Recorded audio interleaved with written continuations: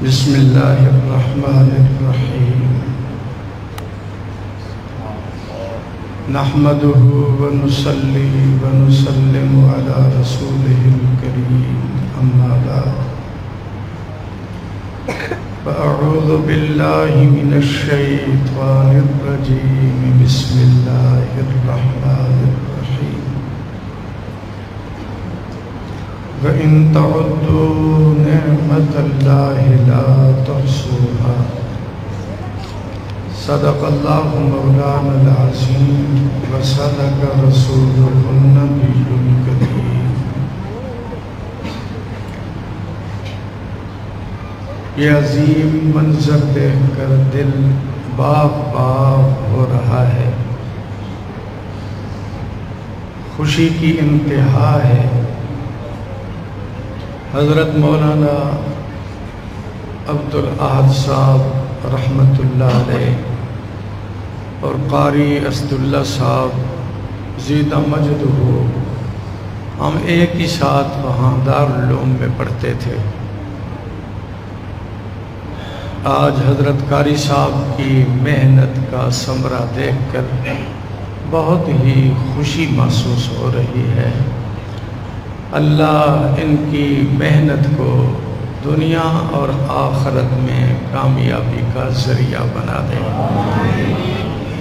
یہ بچے جو آپ کے سامنے ہیں، تقریباً 15 بچے، اللہ تعالیٰ نے ان بچوں کو جس عظیم نعمت سے نوازا ہے، وہ اتنی بڑی عظیم دولت ہے، عظیم نعمت ہے۔ انسان اس کے بارے میں تھوڑا سا یہ تصور کر لے، اپنے ذہن کو، اپنی فکر کو تھوڑا سا استعمال کرے کہ یہ نعمت کہاں سے آئی اور کہاں پہنچی۔ یہ کلام، یہ نعمت اللہ کے اندر سے نکل کر آئی، اور اس نعمت کے قابل اللہ تعالیٰ نے اپنے بندوں کے ننھے منھے بچوں کے سینوں کو ہی اس کی تختی بنا دیا۔ وہ اللہ نے اپنا کلام اپنے اندر سے نکال کر ان کے قلب پر رکھ دیا ہے۔ ان کے قلوب کی مشابہت قلب رسول سے ہو چکی ہے۔ یا یہ کلام حضور اقدس کے دل پر آیا، کلام بڑا ثقیل تھا، بہت بوجھل تھا، اتنا ثقیل تھا، اللہ خود اپنے کلام کے بارے میں فرماتے ہیں اگر میں اس کو پہاڑوں پر نازل کرتا تو ریزہ ریزہ ہو جاتا، پہاڑ بھی اس کے شکل کو برداشت نہ کر سکتا۔ ایک صحابی رسول ہیں، فرماتے ہیں میری ران آقا کی ران کے نیچے تھی، اس وقت آقا پر چند آیات نازل ہوئیں تو مجھے یوں محسوس ہوا کہ میری ران ریزہ ریزہ ہو جائے گی، پھٹ جائے گی، ٹکڑے ٹکڑے ہو جائے گی، مجھ سے وہ شکل برداشت نہیں ہو رہا۔ اتنا ثقیل کلام اللہ نے اپنے اندر سے نکال کر جب قلب رسول میں رکھا تو رسول اللہ کے جمال کی برکت سے یہ ثقیل کلام اتنا نرم ہو گیا کہ 6 سال کا بچہ اس کا حافظ نظر آتا۔ ہمارے کبیر وادہ میں جامع مسجد کے خطیب تھے حضرت مولانا محمود حسن صاحب رحمۃ اللہ علیہ۔ ان کے بچے نے قرآن مجید حفظ کیا، دارالعلوم کے اساتذہ کو انہوں نے بلایا اپنی بیٹھک میں، مختصر تقریب انگل کے ذریعے سے اپنے بچے کو گھر سے لائے، بیٹھک میں شیخ الحدیث کے سامنے بٹھایا، فرمایا اس میرے بچے نے قرآن یاد کر لیا ہے۔ جب ہم نے اس بچے کو دیکھا تو ہمیں یقین نہیں آ رہا تھا، اتنا چھوٹا سا بچہ 7-8 سال کلو کا، یہ قرآن مجید کا حافظ کیسے بن گیا؟ ہم نے ان سے پوچھا اس کی عمر کتنا ہے؟ تو وہ گھر سے کاپی لائے، تاریخ ولادت اس پر درج تھی، ولادت کی تاریخ سے اس دن تک ہم نے جب عمر شمار کی تو اس بچے کی عمر بنی 6 سال 4 مہینے 2 دن۔ 4 سال 6 سال 4 مہینے کے بچے نے پورا قرآن مجید سینے میں محفوظ کر دیا۔ یہ حضور کے قلب اطہر کی برکت ہے، نرم ہو گیا، ثقیل کلام اتنا نرم ہو گیا، 7 سال 8 سال کے بچے قرآن مجید کے حافظ۔ جن بچوں کے سروں پر ہم نے دستار فضیلت سجائی، یہ بچے جب رمضان شریف میں قرآن مجید سنائیں گے، اللہ تعالیٰ کتنی اپنی رحمت سے ان بچوں کو نوازیں گے۔ میں ایک حدیث کے حوالے سے عرض کر رہا ہوں ذرا اختصار کے ساتھ۔ ایک حدیث پاک کا مضمون ہے جس کا خلاصہ علماء کرام نے بیان کیا کہ رمضان شریف میں تراویح کے اندر محلے کی مسجد میں جب یہ بچہ حافظ قرآن مجید کی تلاوت کرے گا تو اللہ تعالیٰ ایک ایک حرف پر اس حافظ کو 3,64,000 نیکیاں عطا فرمائیں گے۔ ایک حرف، الف ایک حرف، لام دوسرا حرف، میم تیسرا حرف، صرف الف لام میم کی تلاوت پر اس حافظ قرآن کے نامہ عمل میں 10 لاکھ سے بھی زائد نیکیاں اللہ درج فرماتا ہے۔ اور جب رمضان شریف کی آخری تاریخ میں ختم کرے گا 27 یا 29 کو، کیا خزانہ لے کر جائے گا یہ بچہ؟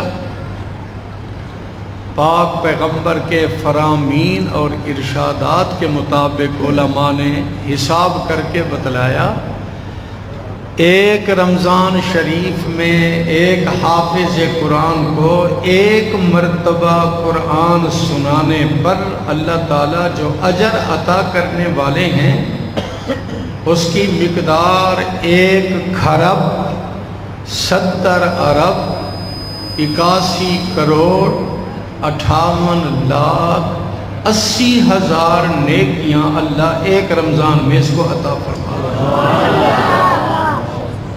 سبحان اللہ، ذرا آہستہ کہا ہے۔ اور کیوں آہستہ کہا؟ مولانا عطاء الرحمان صاحب سمجھ گئے یا میں سمجھ گیا کیوں آہستہ کہا؟ حضرت تو خیر پہلے ہی سمجھے ہوئے تھے۔ وہ اس لیے آہستہ سبحان اللہ کہا کہ آخر میں تو مجبور تھا حدیث کا ترجمہ ہی کرنا تھا، آخر میں میرے منہ سے جو لفظ نکلا وہ یہ تھا، 1 کھرب 70 ارب 81 کروڑ 58 لاکھ 80 ہزار نیکیاں ملیں گی۔ یہ نیکیوں کے لفظ میں آپ کو پریشان کیا ہے۔ اگر میں کہہ دیتا کہ 1 کھرب 70 ارب 81 کروڑ 58 لاکھ 80 ہزار ڈالر ملیں گے تو کیا خیال ہے؟ پھر تو سبحان اللہ اتنی اونچی ہوتی کہ گلا ہی پھٹ جاتا۔ کیا ملیں گی؟ ڈالر نہیں، اللہ کی قسم ساری دنیا کے ڈالر امریکہ برطانیہ کے اکٹھے ہو جائیں، اللہ کی قسم ایک حرف کے مقابلے میں بھی بے حیثیت۔ اور وہاں کیا ملیں گی؟ نیکیاں۔ لیکن مجبوری یہ ہے کہ نیکیوں کا ابھی بازار نہیں لگا، اس لیے ہمارے دل میں نیکیوں کی قدر نہیں ہے۔ جب نیکیوں کا بازار لگے گا تو پھر پتہ چلے گا نیکی قیمتی ہے یا ڈالر قیمتی ہے۔ ایک حدیث کے حوالے سے میں عرض کر رہا ہوں، ایک آدمی کو لایا جائے گا، اس کی نیکیوں کے بھی ڈھیر اور برائیوں کے بھی بڑے گٹھڑ باندھے ہوئے، نیکیوں کو نیکی کے پلڑے میں، برائیوں کو برائیوں کے پلڑے میں ڈالا جائے گا، دونوں پلڑے برابر ہو جائیں گے۔ یہ آقا کا مبارک ارشاد نقل کر رہا ہوں حدیث پاک۔ اللہ فرمائیں گے اپنے اس بندے کو چھوٹی سی نیکی تلاش کر کے لا، نیکی کے پلڑے میں اس کو ڈالا جائے، وہ تھوڑا سا جھکے تیرا کام بن جائے گا۔ وہ کہے گا ایک نیکی تلاش کرنا کیا مشکل ہے، وہ بھی چھوٹی سی۔ نیکیوں کی بڑی قیمت ہے، چھوٹی سی نیکی پر بھی اللہ جنت کے فیصلے کرتے ہیں۔ امام ابو داود ہیں، ہمارے درس نظامی میں کتاب پڑھائی جاتی ہے سنن ابی داود، اس کے مصنف دریا کے کنارے پر کھڑے ہیں، دریا میں کشتی جا رہی ہے، کشتی میں بیٹھے ہوئے ایک شخص نے چھینک لگائی اور کہا الحمدللہ۔ یہ ایک مستحب عمل ہے، چھوٹی سی نیکی ہے۔ یہ صاحب سن رہے تھے کنارے پر، آواز پست تھا، سمجھا کہ میں اگر یرحمک اللہ کہوں تو میری آواز وہاں تک نہیں پہنچے گی، تو انہوں نے ایک چھوٹی کشتی کرائے پر لی، 3 درہم کرایہ ادا کیا کہ مجھے بڑی کشتی کے پاس لے چلو۔ قریب جا کر اس نے الحمدللہ کا جواب دیا، یرحمک اللہ۔ یہ پاک پیغمبر کی سنت ہے، چھینک والا کہے الحمدللہ، سننے والا کہے یرحمک اللہ، پھر چھینک والا کہے یہدیکم اللہ ویصلح بالکم۔ ایک چھوٹے چھوٹے اعمال ہیں، لیکن اللہ فیصلے کیا کرتے ہیں ان چھوٹے اعمال پر۔ جب یرحمک اللہ کہہ کر واپس آ رہا تھا، ابھی یہ چھوٹی کشتی کنارے پر نہیں لگے تھی، کانوں میں آواز آئی ابو داود نے 3 درہم کے بدلے جنت خرید کر لی ہے۔ صرف 3 درہم کے بدلے میں اس نے جنت، چھوٹا سا عمل، اور اللہ تعالیٰ نے جنت کا فیصلہ کر دیا۔ اللہ فرمائیں گے چھوٹا سا کوئی عمل، چھوٹی سی نیکی لا تاکہ تیرا کام بنے، دوڑ کر جائے گا دوستوں کے پاس، بھائیوں کے پاس، والدہ کے پاس، ہر ایک کو منت سماجت کرے گا، مختصر سب مایوس کر دیں گے۔ اب روتا چیختا چلاتا واپس آ رہا ہے، راستے میں ایک صاحب سے ملاقات ہوگی، وہ پوچھے گا، یہ بتائے گا، تو وہ کہے گا یار تیرے پاس نیکیوں کا گٹھڑ، پھر بھی تیرا کام اٹک گیا، میرے پاس چھوٹی سی ایک نیکی ہے، چلو تو لے جا، تیرا کام تو بن جائے۔ یہ ایک چھوٹی سی نیکی اس کے حوالے کرے گا، وہ نیکی لے کر اللہ کی دربار میں پیش کرے گا، اس کو نیکی کے پلڑے میں ڈالا جائے گا، جھکے گا، اللہ اس کے لیے جنت کا فیصلہ کر دے گا۔ اللہ فرمائیں گے ذرا اس سخی صاحب کو بھی میرے پاس لاؤ نا، جس نے اس کو نیکی دی ہے۔ وہ بیچارہ کانپتا کانپتا آئے گا، پتہ نہیں کیا بنے گا، وہ نیکی بھی میں ضائع کر بیٹھا۔ تو اللہ فرمائیں گے معمولی سا سہارا وہ بھی تو نے ضائع کر دیا۔ کچھ میں اپنی طرف سے بھی باتیں گھسیڑ رہا ہوں، اللہ معاف کرے، لیکن ہیں شریعت کے مطابق۔ وہ کہے گا چھوٹی سی نیکی ایک تھی، میں نے زندگی بھر کوئی نیکیاں نہیں کی، لیکن الحمدللہ اہل اللہ کی صحبت میں بیٹھ کر، علماء کی صحبت میں بیٹھ کر، اللہ والوں کی صحبت میں بیٹھ کر میں نے ایک سبق سنا تھا کہ اللہ بڑا سخی ہے۔ یہ بات میرے ذہن میں تھی، صحبت اولیاء، صحبت علماء کی برکت سے یہ بات میرے ذہن میں بیٹھ چکی تھی۔ آج اس کو ضرورت تھی ایک نیکی کی، میرے پاس صرف ایک ہی نیکی تھی۔ میں نے کہا چلو میں اس نیکی کی سخاوت کر دوں، کیونکہ یہ سخاوت اللہ کی صفت ہے۔ جب اللہ کی صفت کو میں اختیار کروں گا تو اللہ رب العزت سخی کو میرے اوپر بھی رحم آئے گا، شاید میرا کام بھی بن جائے۔ اس لیے میں نے سخاوت کی اور یہ نیکی اس کے حوالے کی۔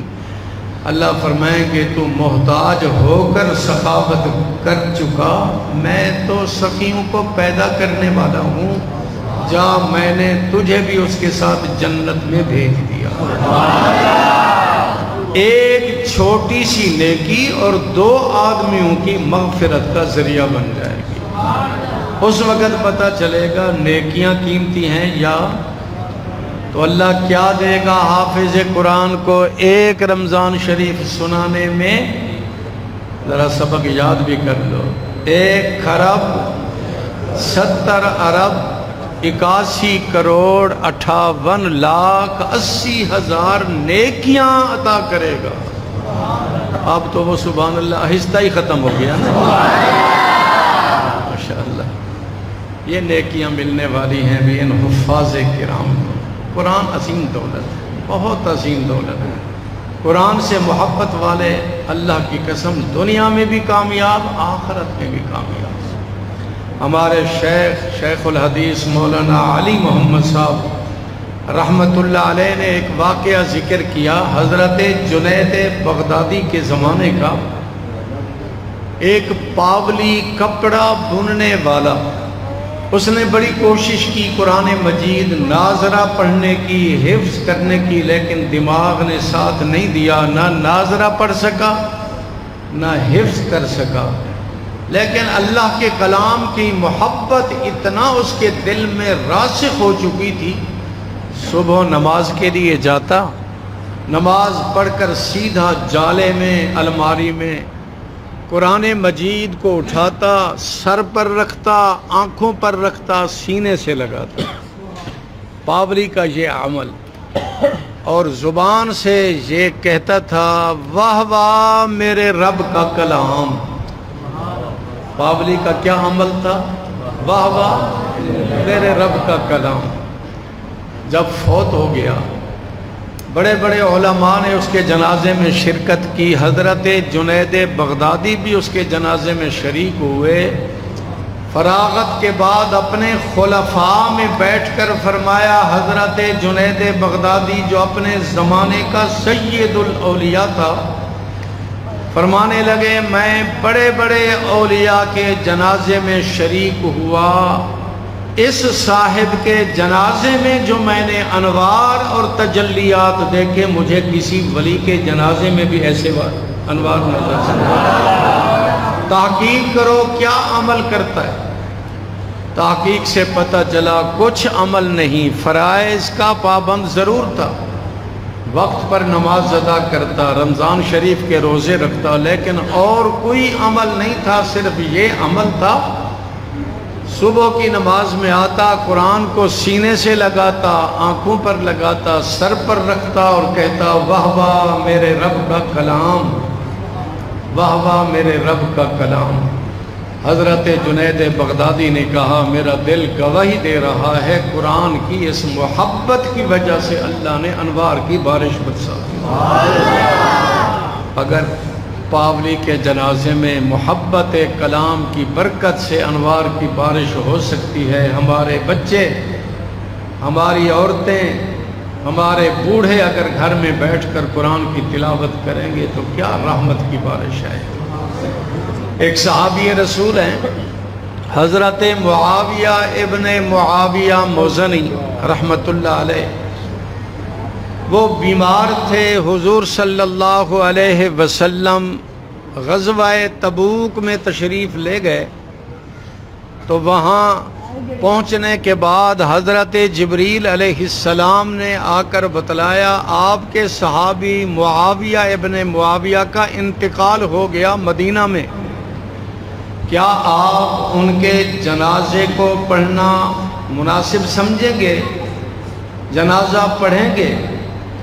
آقا نے فرمایا میں تو سینکڑوں میل دور ہوں، کیسے جنازہ پڑھوں؟ فرمایا یہ تو اللہ اپنی قدرت سے انتظام کر دے گا، آپ اپنی تمنا ظاہر کریں۔ آقا نے فرمایا مجھے اپنے صحابی سے بڑا پیار ہے، میرا دل چاہتا ہے میں اس کا جنازہ پڑھوں۔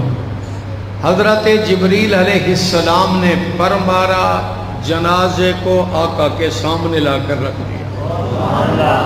صحابہ کرام نے اس جنازے میں صفیں بنائیں، آقا نے امامت کی، نماز جنازہ ادا ہوئی۔ جنازہ ادا کرنے کے بعد جبریل علیہ السلام نے عرض کی، اے اللہ کے پاک پیغمبر، معلوم بھی ہے کہ اس جنازے میں فرشتے کتنی مقدار میں اترے؟ آقا نے فرمایا آسمان کی خبریں تو بتلائے گا تو پتہ چلے گا نا۔ تو حضرت جبریل علیہ السلام نے عرض کی، اس صحابی کے جنازے میں ملائکہ کی 2 صفیں لگی ہوئی ہیں اور ہر صف میں 70,000 فرشتہ موجود ہیں۔ 2 صفیں اور ہر صف میں 70,000 فرشتہ۔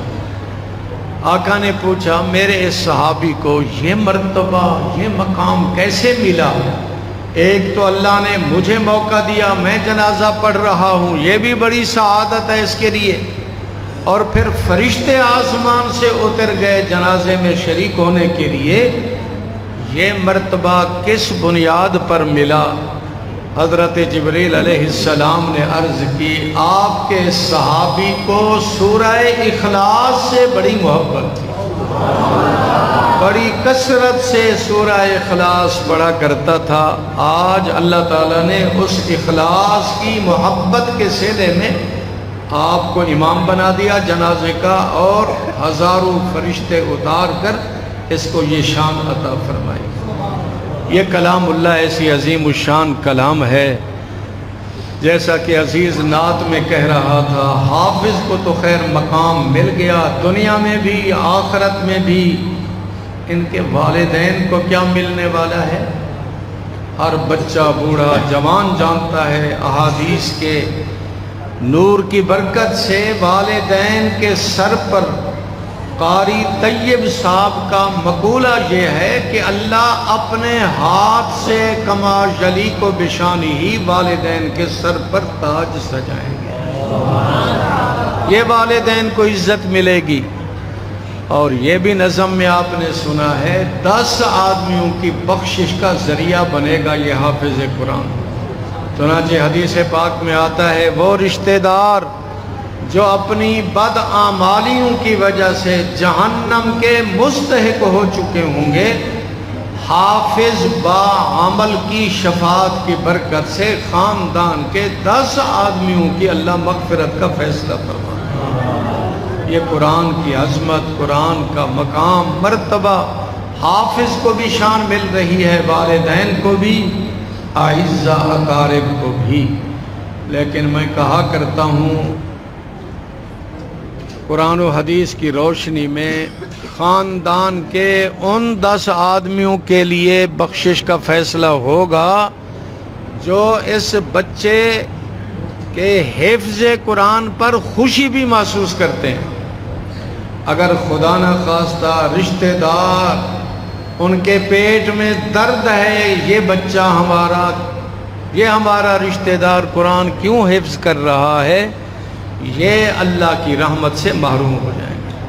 صرف انہی رشتہ داروں کو یہ دولت ملے گی جو اس دولت پر خوش بھی ہیں۔ بعض ایسے بد نصیب بھی ہوتے ہیں۔ ہندوستان میں ایک سکول کا ماسٹر تھا، اپنے کسی رشتہ دار سے پوچھا آپ کا بچہ کیا کرتا ہے؟ اس نے کہا وہ قرآن مجید حفظ کر رہا ہے، 2 سال میں 15 پارے اس نے حفظ کر لیے۔ یہ پوچھنے لگا مزید کیا پروگرام ہے؟ کہنے لگا مزید 1 سال 2 سال اور خرچ ہوں گے، مکمل حافظ بن جائے گا، یہی میری خواہش ہے۔ اس نالائق نے ٹھنڈا سانس لے کر کہا 2 سال تو نے ضائع کر دیے، مزید 2 سال کیوں برباد کرتا ہے؟ تو یہ بھی جنت کا مستحق بنے گا۔ حضرت حکیم الامت حضرت تھانوی نے جب یہ بات سنی بڑا دل دکھا، اور فرمایا اس نالائق نے یہ بھی ساتھ کہا تھا کہ اگر 2 سال میں سکول کی تعلیم حاصل کر لیتا تو یہ 2 کلاسیں پاس کر جاتا، آپ نے وقت ضائع کر دیا۔ تو حضرت تھانوی علیہ الرحمت نے فرمایا اس نالائق کو یہ پتہ نہیں 2 سالوں میں 15 پارے حفظ کر کے جنت کی کتنی کلاسیں طے کر چکا ہے۔ جنت کے کتنے درجے پاس کر چکا ہے. اس کو سکول کی تو پڑھی ہے لیکن جنت کی ضرورت نہیں محسوس ہو رہی.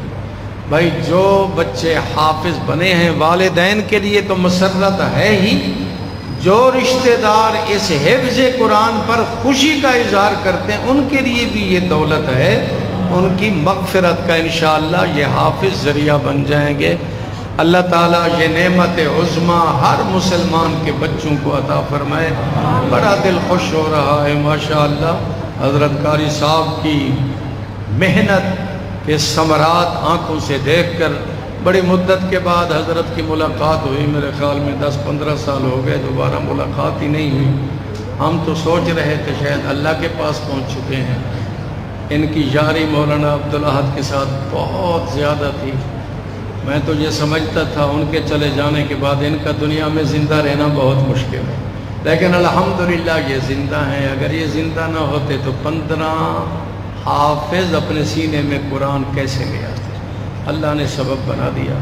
اللہ تعالیٰ ان کی محنت کو مزید جاری رکھے اور اس مدرسہ کو اللہ تعالیٰ دن دگنی رات چگنی ترقی نصیب فرمائے. ٹوٹے پھوٹے الفاظ اللہ اپنی دربار میں قبول فرمائے. وآخر دعوانا